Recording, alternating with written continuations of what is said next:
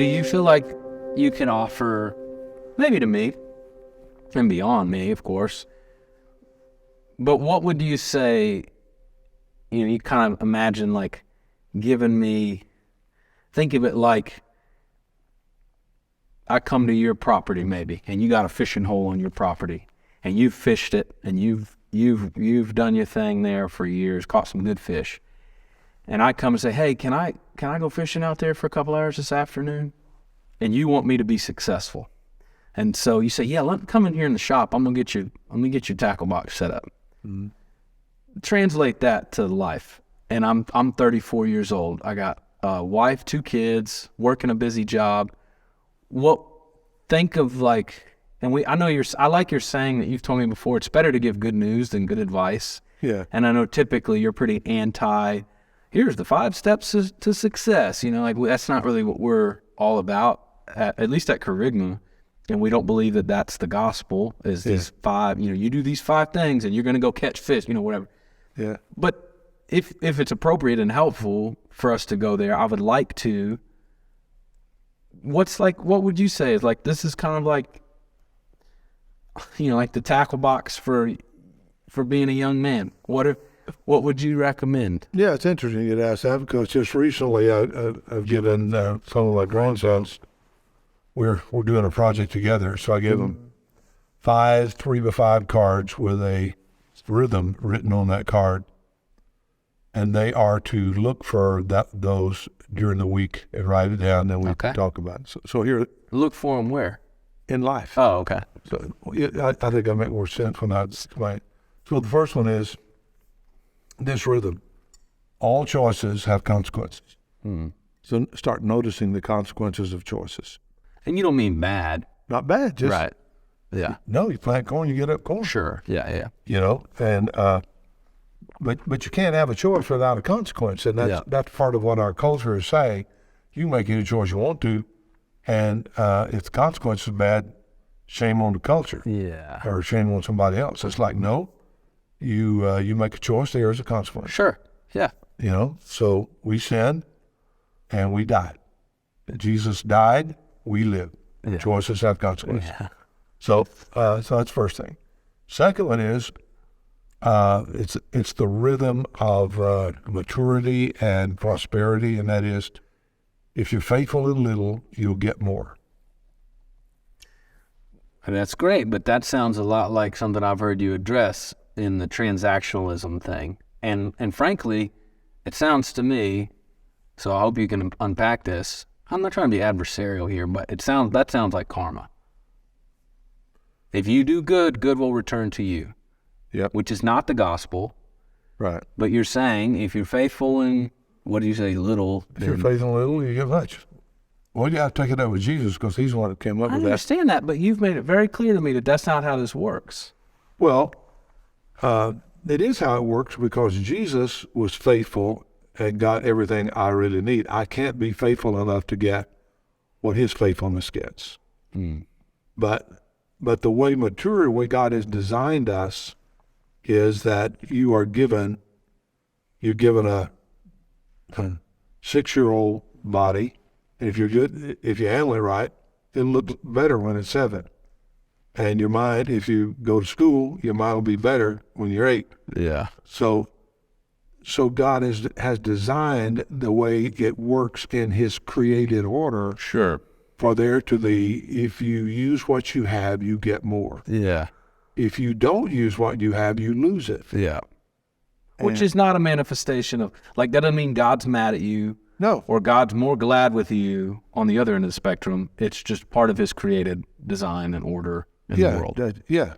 So submitting to his order makes that happen, Yeah. And that's what happened in Romans 1, where Paul's describing why the gospel is so essential. He said when people knew God and knew him as sovereign and knew him as creator and having an order, and they wouldn't respond to him as God, then all this terrible stuff started happening. So what happens? You don't handle what you have, you lose it. And it's just an eternal principle. It's true with even Revelation. God could speak to you and you go, nah, I'm not paying attention yet. Yeah. you lose it. How do you deal with, and I like this, but how do you deal with people who are faithful with what they've been given, and then that for whatever reason, they lose it or something? Like, I can think of several men that I know right now who I would objectively consider them to be or have been faithful with that thing that they now no longer have. Yeah. So why'd that happen? Because, one answer would be that you're faithful in let's say a thing like money, Mm-hmm. and it falls apart. You get gypped out of all your money, or you lose your job, Right. whatever. Okay, so now you're given even a more precious commodity. You're given adversity. I guess. I'm not saying you're wrong. I'm just trying to process. I mean, God's wanting to make you a whole person, Yeah. not a rich person, a whole person. So He gives you money, and you say, okay, I learned how to handle the money a little bit. Now I don't have the money. I got to deal with adversity. I got to deal with poverty. I got to deal with want. And then you come back to the kingdom of God. Blessed are the poor. Blessed are the poor. Blessed are the poor. What does that mean? It means that God is going to work in that poor, in that person who is acknowledging their poverty. He is going to give them grace, and their life now is going to be a greater display of the glory of God than it was when they were just a self-sufficient person doing well. By the way, yeah. We go back to, what's your reason for being here? Your reason to be here to be successful, popular, in control, everything comfortable? Or is your reason here to glorify God, to let God have an instrument through which He can demonstrate His grace? And His grace only goes to those who need grace. His mercy only goes to those who need mercy. Yeah. So if God is faithful to His own purpose, He is going to make sure that at some point you need mercy. Golly, man. I guess. That's good. I mean, that is good news. I just think it is it feels like a painful reality to embrace. Especially, we get back to this like cultural thing. It's like, I don't want to be a man that needs mercy. I know. Like, I want to be a bad dude. I want to have it. And that's what I was going to tell you. That's what I talked to Corinne about last night. It's like, I'm not going to get emotional here, probably, but I was sharing with her, like, I don't want to be able to look up in 20 years and have anybody to blame but me if life doesn't go the way that I want it to go. I want to be able to say, no, by God, I busted my tail for my family and my job, and as I was sharing all that with her, and she's great, she's really sweet in those moments, but she was trying to address, like, do you not hear your addiction for control coming out right now? And that was helpful for her to identify it, and I'm still thinking through that, but like, it boils down to what you're saying, I think, that like, I don't want to need mercy, man. Am I out of balance? Like, have you ever felt that way? Like, you're like, I don't want to have to be the one to throw up the white flag. Yeah. Yeah, I think. I get that's the call of the Christian life, but it doesn't. It's like, how do I be the kind of man that I want to be and be the kind of man that needs mercy? Yeah. Do you feel the tension between the two? Yeah, of course. Yeah. I mean, that's the tension of the tree of the knowledge of good and evil and the tree of life. It's always there. It's like, okay, I want to know enough that I don't make a mistake. I want to be strong enough that I'm not weak. I'm not seen as weak. I'm not weak, and I can make it all work. Well, that's you being God.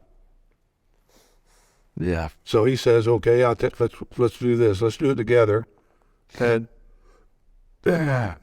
I'll give you my order. Here's how things work.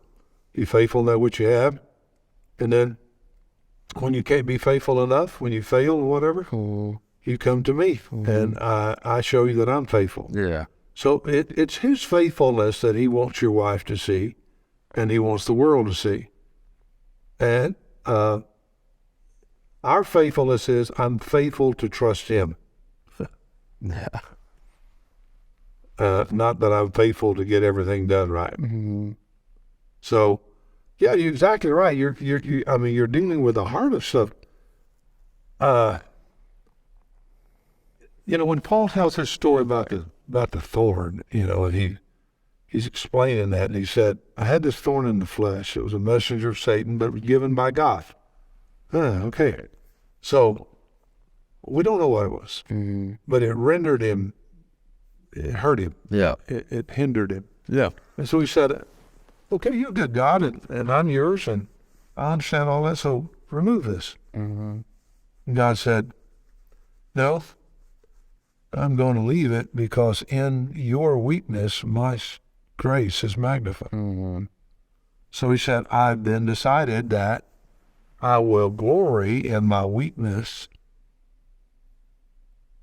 that his sufficiency would be known. Yeah.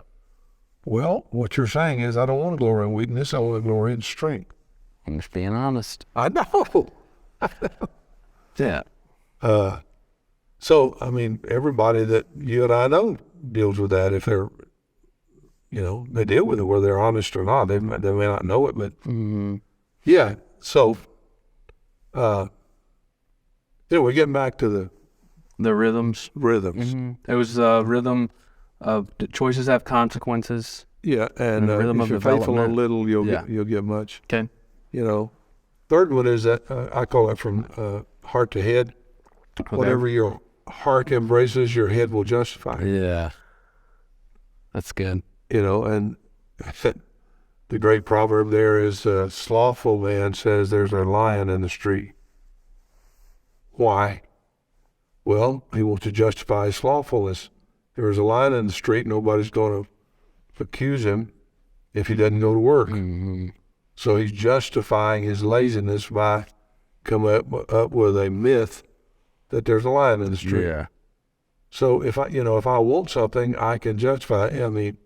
I know you've never done this, but when Betsy and I were married, I could justify buying a gun or buying a car or whatever. I could, if my heart wanted it, I'm not the most brilliant person in the world, but I could find ways to justify it and make it fit, Right. whether it's good or not.